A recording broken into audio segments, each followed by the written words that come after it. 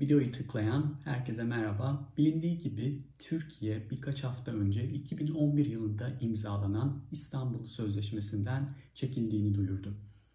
Bu durum pek çok mecrada toplumsal ve hukuksal boyutları ile ele alınmasına rağmen kadına şiddetin altında yatan psikolojik nedenler çok fazla değerlendirilmedi. Kadına şiddet İstanbul Sözleşmesi'nin iptali ile de gittikçe pekişen, oldukça sıcak bir konu. Bu videoda sizlerle kadına şiddetin en önemli psikolojik boyutlarından biri olan toksik maskülenlikten söz etmek istiyorum. Kısaca toksik maskülenlik, sert adam imajının korunması için stresli ve üzüntülü hallerde duyguların bastırılması ve yine sert adam imajının devamı için şiddete eğilimin artması olarak tanımlanıyor. Bu durum istatistiklerle de sabit aslında. Örneğin günümüzde bütün ülkelerde erkeklerin şiddet suçlarını işleme oranları ve bu suçlardan ötürü hapishanelerde olma olasılığı kadınlara göre kat be kat yüksek. Kadına şiddetteki en önemli psikolojik nedenlerden biri erkeklerin maskülenliklerini tehdit eden duygularını bastırması aslında. Bu insancıl duyguların bastırılması ise gerçek olmayan ikincil ve üçüncül duyguların otomatik olarak ortaya çıkmasına neden oluyor. Ama gelin önce birincil duyguların, yani aslında olması gereken duyguların ne olması gerektiğini konuşalım. Örneğin eşinden ya da sevgilisinden ayrılan ve duygusal süreçleri normal bir şekilde işleyen erkeklerin ne hissetmesi gerektiğini konuşalım. Büyük ihtimalle üzüntü, kalp kırıklığı, umutsuzluk, boşluk ve belki biraz da değersizlik hissedebilirler. Ama bu duyguların yaşanması ve dahi başkaları ile paylaşılması erkeklerin kendilerini savunmasız hissetmesine yol açıyor. Savunmasız hisseden erkek dışarıdan zayıf göründüğünü fark ettiği anda ise içselleştirdiği maskülenlik kimliğinden ayrışmaya başlıyor.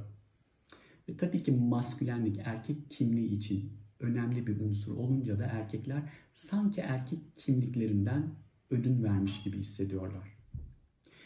Kısacası şiddete eğilimli erkekler ayrılık süreçlerinde normal yaşanması gereken duyguları yaşamayı tamamen reddediyor. Bunun yerine duygu durumlarını küçük yaşlardan beri aldıkları mesajlarla yeniden şekillendiriyor. Yani gerçek olmayan ve genellikle şiddetle son bulan ikincil ve üçüncü duygularına yol veriyorlar. Peki nedir bu çocuklukta alınan mesajlar? Örneğin erkek adam ağlamaz ya da kız gibi ağlama, bir daha ağlarsan bir de benden dayak yersin ve hatta kız kardeşin senden daha cesur gibi hem onur kırıcı hem seksist hem de şiddete eğilimli bir yetişkinliğin temelini atan o yanlış mesajlar. Çocuklukta öğrenilen bu tür mesajların içselleştirilmesi toksik maskülen erkeklerin üzüntü, kalp kırıklığı, değersizlik gibi duyguları yaşamasını engelliyor. Ve beynin bir yerlerinde sıkışan, yaşanamayan ayrılık acısı agresyon ve şiddet olarak dışa vuruluyor. Agresyon ve şiddet erkek kimliğine zarar vermediği için de bu kısır döngü ne yazık ki devam ediyor. Peki nörobilim araştırmaları, yani beyin ile ilgili araştırmalar bu ayrılık sonrası oluşan insancıl masum duyguların şiddet içeren duygulara dönmesini nasıl açıklıyor? Elbette sorun tek başına toksik maskülenlik değil. Örneğin beynimizin ön tarafı, yani alnımızın hizasında olan kısmı bizim karar verme mekanizmalarımızın gerçekleştiği bölge. Bir öfke anında verdiğimiz kararların niteliği beynimizin bu bölgesinin ne kadar işlevsel olduğu ile alakalı. Sorun şu ki toksik maskülenlik söz konusu olsun ya da olmasın, bazı insanlar beynin bu bölgesindeki mekanizmaların iyi işlev görmemesinden dolayı kötü kararlar veriyor.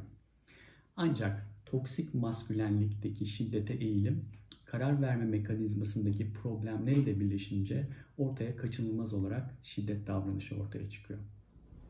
Kısaca özetlemek gerekirse aslında olan şu: depresyon ve üzüntü gibi duygu halleri toksik maskülenlikte bir tehdit olarak algılanıyor.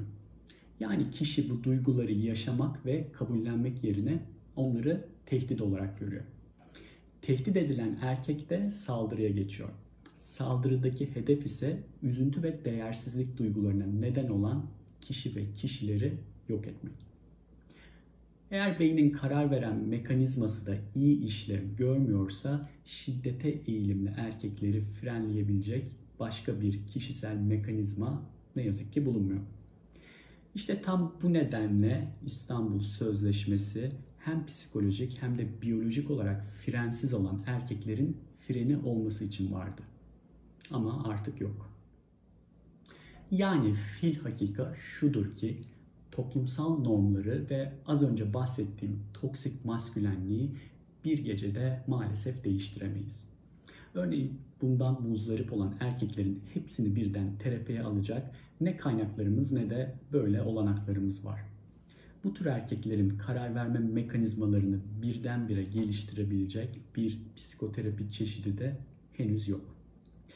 Bu tehdide karşı sivil toplumun ve devletin bir takım ek tedbirler alması en mantıklı çözüm olarak duruyordu ve aslında 2011 yılında hükümetin attığı bu imzayı hepimiz bu nedenle alkışlamıştık. Bu çözüm 2011'de makul gelirken 2021'e kadar neyin değiştiğini ve İstanbul Sözleşmesi'nden neden vazgeçildiğini birinin çıkıp mantıklı bir şekilde anlatması gerekiyor. Tabii bu durum mantıkla açıklanabilirse. Videoyu Nijerya asıllı Amerikalı feminist yazar Chimamanda Ngozi Adichie'den bir sözle bitirmek istiyorum.